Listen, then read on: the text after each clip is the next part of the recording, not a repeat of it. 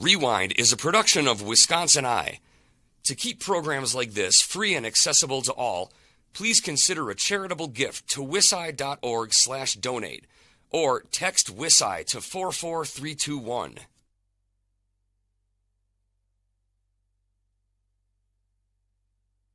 This program is brought to you from the Margaret Farrow Studio.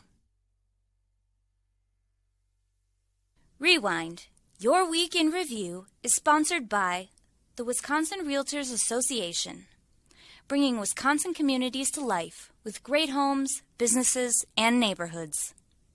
The Wisconsin Realtors Association, the voice of real estate. This week on Rewind, your week in review, the leaked U.S. Supreme Court opinion that sent shockwaves across the nation. We have you covered on what overturning Roe v. Wade would mean for Wisconsinites and the messy legal battles that could follow. Plus, after facing pressure from the grassroots, the Republican Party of Wisconsin will consider a no-endorsement option at their upcoming state convention.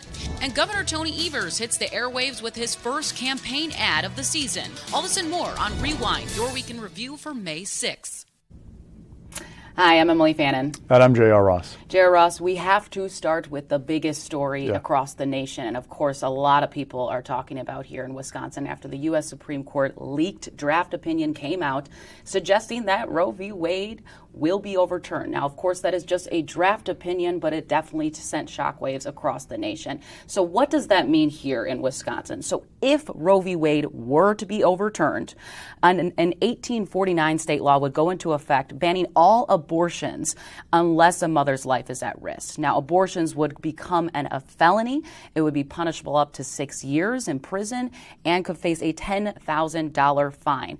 Of course, now a lot of people are looking at how is this going to impact the campaign trail. A lot of people are going to be talking about these issues. I talked to a UW political science professor, David Cannon, who kind of talked about he believes this is going to really engage a lot of younger voters, women voters, suburban moms, which are very important here in Wisconsin. So let's just take a listen to what he thinks how this will impact elections.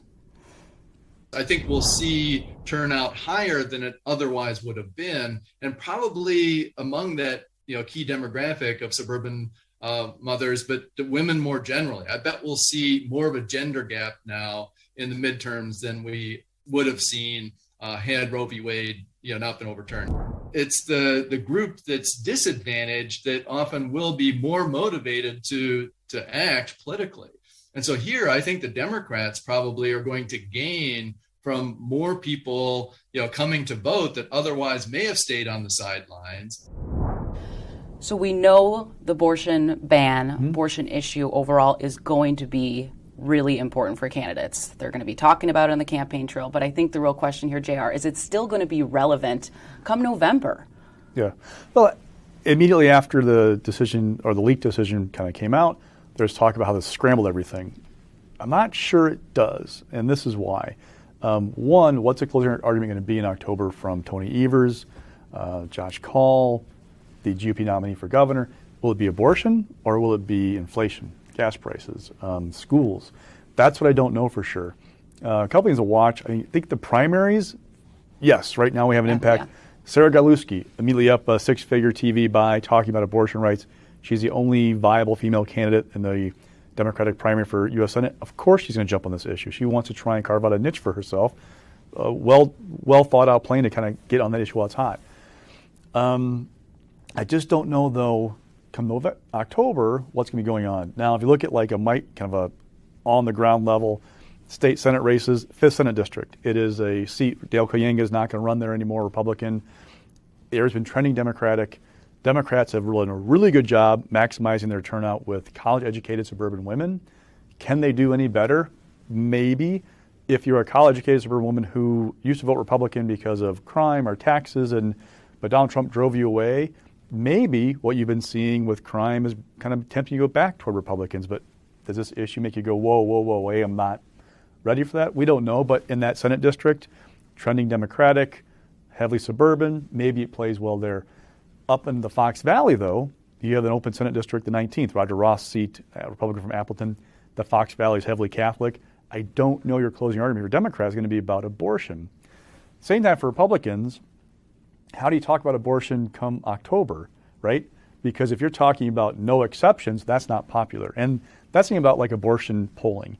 If you ask people who want to overturn Roe v. Wade, they mostly say no. But if you ask them, like, do you support a ban after 20 weeks? That's pretty popular. 15 weeks, fairly popular. So, but not having any exceptions for rape, incest, life of the mother, those are not popular at all. So how do you talk the nuance of abortion? And that's why I'm wondering how much is going to break through for people when it comes push comes to shove come late October, early November. And talking about those exceptions, no exceptions, is an important issue because all four candidates running on the Republican side for governor don't want any exceptions. Let's pull up this next slide. It's kind of just general reaction from everyone in the governor's race.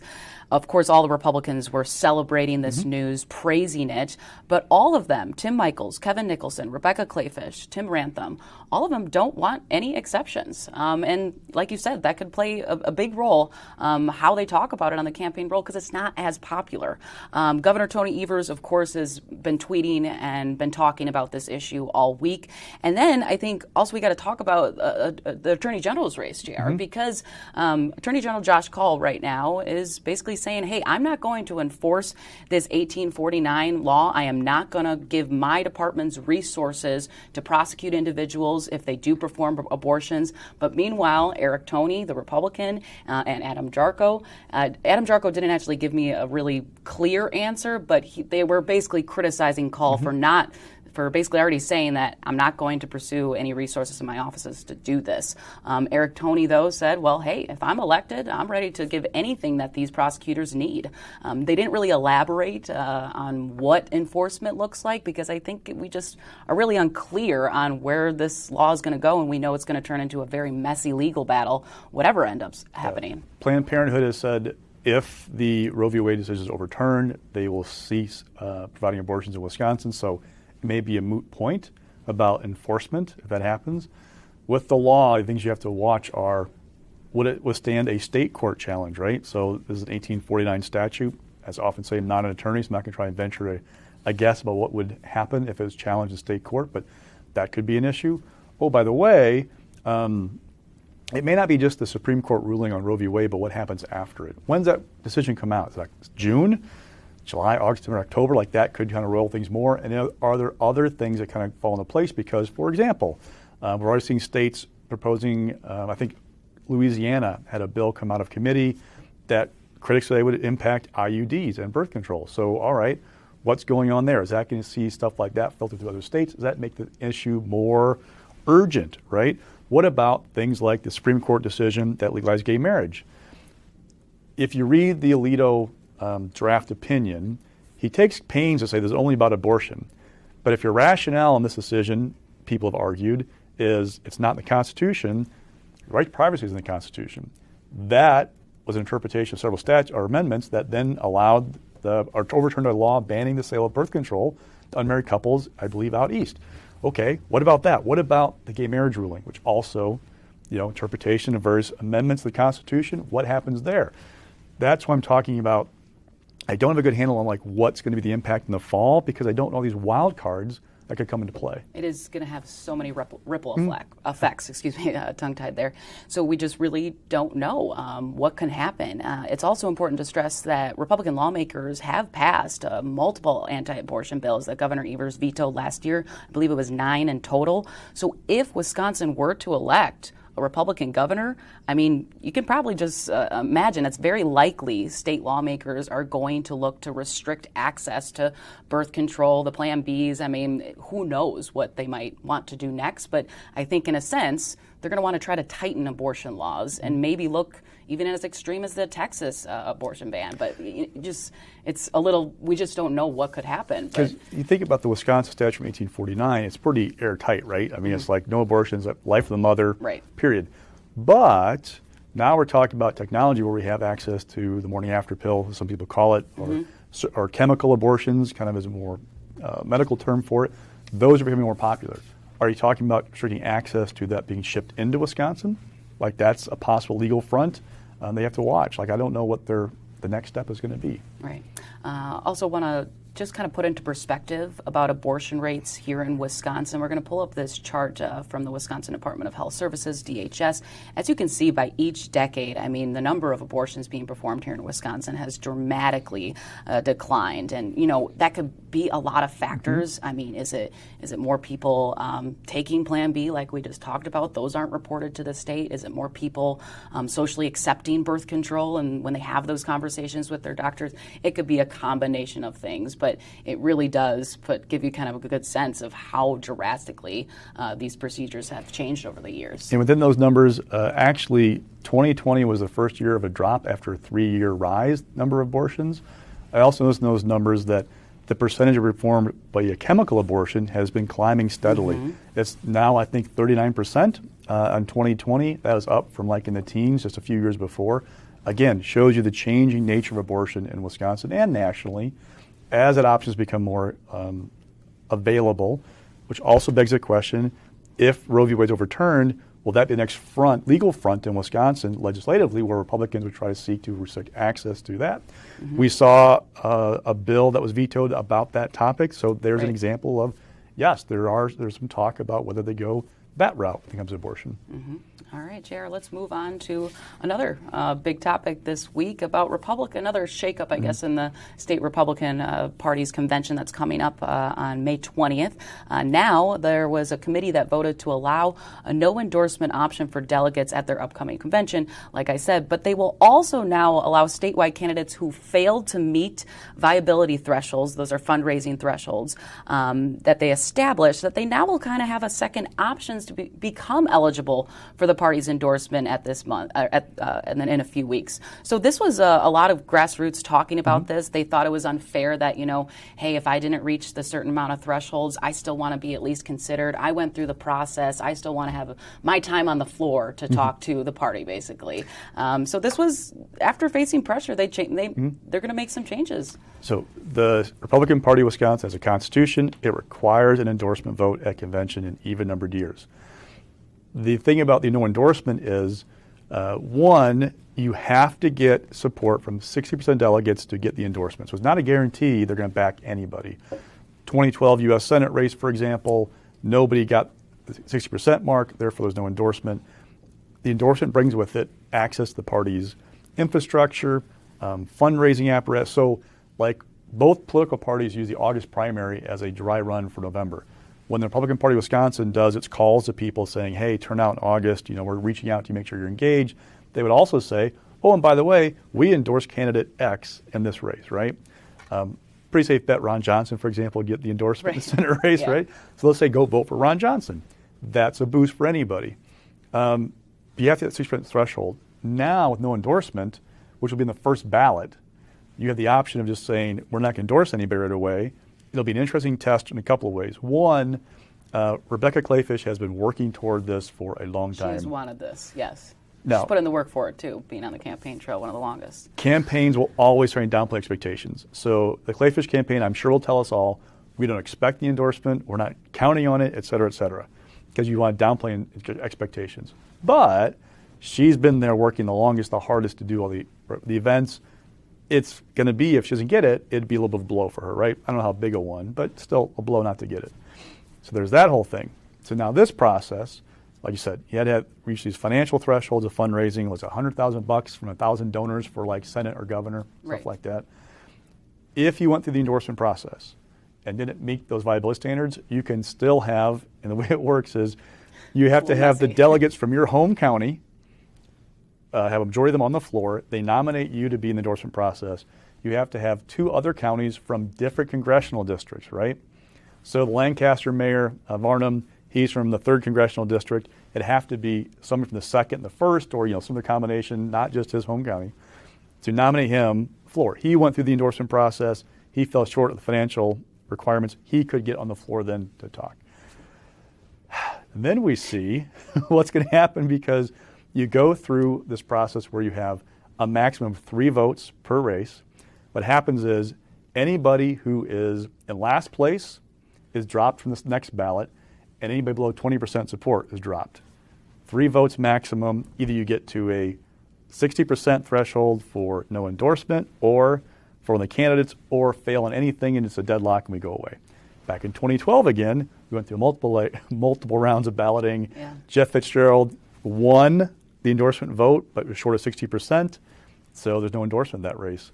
What I'm getting at is going to be a long day because you're going to first in debate whether they even do this, because the committee gave preliminary approval, but the delegates have to prove it on the floor. So this, in a sense, it's not a done deal yet. They're Yes. still going to be voting on Friday morning, I believe I was told by the party. So that's what they want to get started with right away. Mm-hmm. It is going to take a very long time, like you said, for and them to get through that. We are way in the weeds. Yes. I appreciate you reporting this too, by the way. I like Yes. your stories. Yeah. But the weeds are important because of what it means to these candidates, because it could be a huge boost when you're talking a 4-person race for governor, 9 for lieutenant governor. If you could get the endorsement, it would give you a good boost, leg up for the August 9th primary. And I think it's important to note there are still a lot of people out there that really still believe in this endorsement process because it shows that candidates can raise funds. They have the best shot at winning in the midterms and going through November. But a lot of people still don't agree with that argument. So maybe times are changing. So we'll see what happens. It's May 20th that will kick off in Middleton. Then also a lot of campaign ads are going to start flooding people's TVs if you haven't seen them already. I know I've seen quite a few already.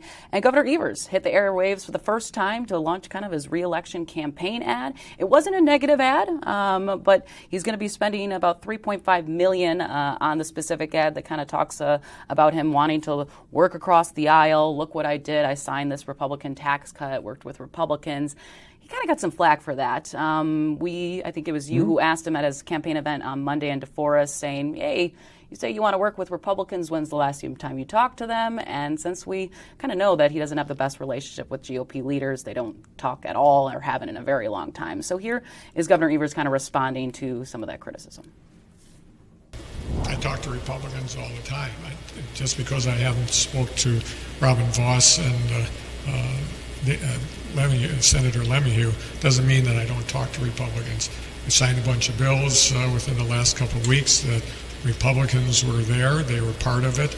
And our staff works with folks on the other side all the time. The idea that somehow because they don't have the same access to the governor's office as they did with Scott Walker, frankly, doesn't surprise me a lot. But at the end of the day, I will continue to do that. I sign bipartisan bills, and we'll keep working. I've never taken anything for granted on this race, whether there's one opponent or 15 opponents. That doesn't make any difference to me. I think we have a good story to tell, and we're going to tell it. But this wasn't a response to ads or money on the other side. I've had good financial support from local folks in the state of Wisconsin, and we feel an obligation to tell the story. Simple as that. So this kind of just kicks off a whole lot of spending that's going to happen. We did have on the slide that the Democratic Governors Association announced it's going to spend $21 million helping Evers, and it comes after the Republican Governors Association announced it's going to plan to spend $6.2 million this fall. So kind of a big difference in money, but we know kind of Democrats have been really, even the state party too, has been outpacing Republicans for the past few years. Remember, these are just the opening bids. Yes. So they are reservations, so there's no guarantee they'll actually follow through with it, but they've laid down the reservation. They're getting a better rate by doing it early. If you're a dork about these things like I am, you know that earlier you get it in, better rate you get, because once things get crowded in the fall, and they're going to get crowded, it gets more expensive. Couple things that I'm watching here. One, will there be any time for any other ads starting in like mid-October in Wisconsin? You may not see any car commercials for a while. Right. It's going to be crowded. How do you break through? Again, because I'm a dork, Evers is going on the air almost exact same time Scott Walker did in 2018, first week of May. So I remember the old days when like being on the air in June and July was like way early in a governor's race. This is now like not uncommon. Evers did have another ad that ran. Actually, remember they tried to recall him, like this really not well organized recall effort. Yes. There was an ad that ran. This is the first real re-election ad. But I'm curious to see like what the message is going to be going forward. You're seeing it though, talking about there's too much division, cut your taxes, I'm doing things, we're back on our feet, positive, uplifting message. What I'm going to predict is that once you have a GOP nominee, they will open the floodgates on him or her about what a bad person that person is. Evers is building his positive name idea right now to remind people who he is, what he's done, get that goodwill up before you go negative. It's smart politics. And let's see how the abortion debate plays out, too. Will Governor Evers be taking advantage of that, or will he wait to see who his opponent is? Because I'm sure that will be one thing that he will be attacking his opponents for, and vice versa. All right, and we're going to recap real quick the Wisconsin Professional Police Association poll. This comes out every year. They had their 10th annual. What I covered was kind of some of the big takeaways that I found, but also Jim Palmer, the executive director, was a little surprised by, is the growing support for putting school resource officers in schools, and they believe, a majority believe, 63%, that they increase school safety. And why is this important? Well, because Madison and Milwaukee public schools voted in June of 2020 to get rid of what's called SROs. They're basically just police officers. If anything happens, they're there to step in if needed. And that happened in June of 2020 when there was, in wake of the George Floyd protests and just a lot of racial injustice, activism going around, and that's what really spurred this. But now we're kind of seeing a lot of people think they actually can make a difference. Some other takeaways, of course, after the same protests of that summer of 2020, of course, views on local police departments kind of declined. We're seeing that go back up. But let's take a listen to Jim Palmer first real quick, kind of just talking about the school resources officers issue and the safety. We were actually surprised to learn that a majority of both white and non-white respondents believe that school resource officers make the school safer and believe that they're less likely to experience a school shooting in their school if an SRO is present. That's not something we would have thought going in, given some of the rhetoric we've seen at the local level.